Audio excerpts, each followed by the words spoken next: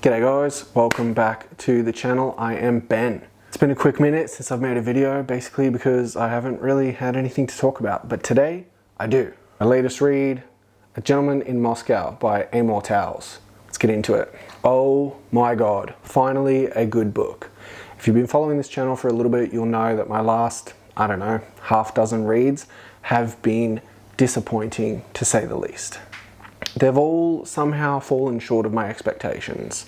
Of course, there's been some redeeming qualities that they're not total flops, but I've often felt unsatisfied finishing them. This book changes that, although I do have to wonder if it's been so long since I've had a good book that I was kind of subconsciously manifesting that in my head, and maybe it's not as good. But I don't think that's the case. It's a good book. Anyway, A Gentleman in Moscow is about, well, a gentleman in Moscow. Count Alexander Rostov is placed under house arrest in the early 1920s, and we follow his life as it unfolds over the next couple decades. It's a pretty interesting situation. I mean, I read about the author, I think he was in Switzerland and stayed at a hotel there, and people lived there full time, and that's where he kind of got the idea for this sort of book. And it's interesting because the Count Rostov has been living in the hotel for a number of years, and they're just like, nah, now you have to stay there. You're not allowed to leave. So we spend something like 50 odd years following Count Rostov. We join His Excellency as he dines for lunch in the piazza.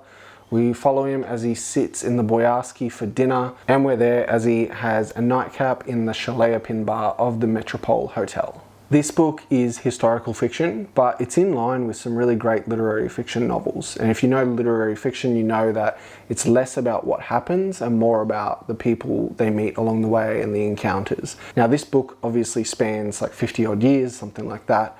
However, hypothetically, you could have a literary novel that spans the course of a week or a month or something, a very short period of time, and not a lot of events happen, but interactions with people is what makes the story.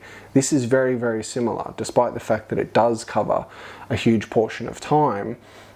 We do jump, through the years. It's not like you're living day by day. Count Rostov forms a very close relationship with the maitre d' of the Boyarsky, Andriy, and the head chef, Emil. He is then promoted as their head waiter, and the three of them refer to themselves as the triumvirate.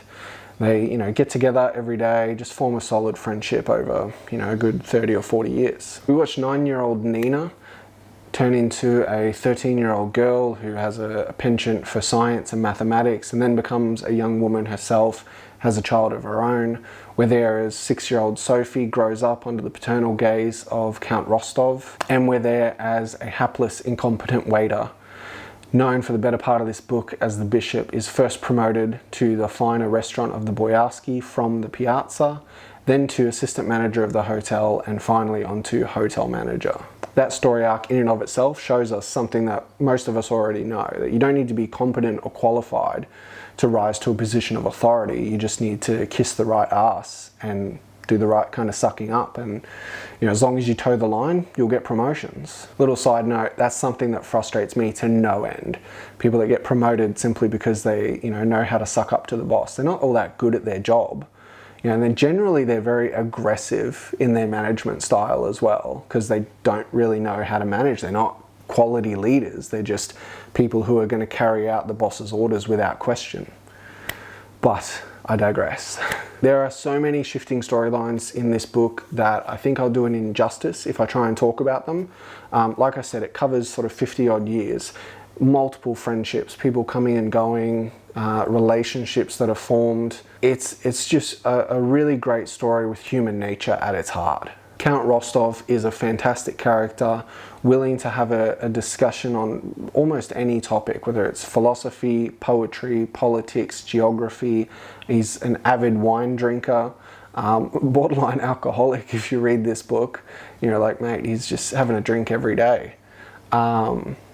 Multiple drinks every day, actually. But look, I mean, that's the era, that's what it is. They didn't know what we know now. All in all, I thought this was a great book. I really did. I'm quite happy to pick up more novels by Amor Towles, and I am just ecstatic that this is not adding to my list of disappointing reads for the year, because I was losing hope that people had forgotten how to write well, really. Grab yourself a copy, let me know what you think, throw a comment in the comments section. I'd love to hear if you guys liked it. If you didn't, tell me why.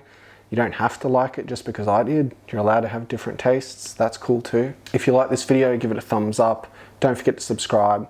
I'll see you guys next time. As always, stay cool.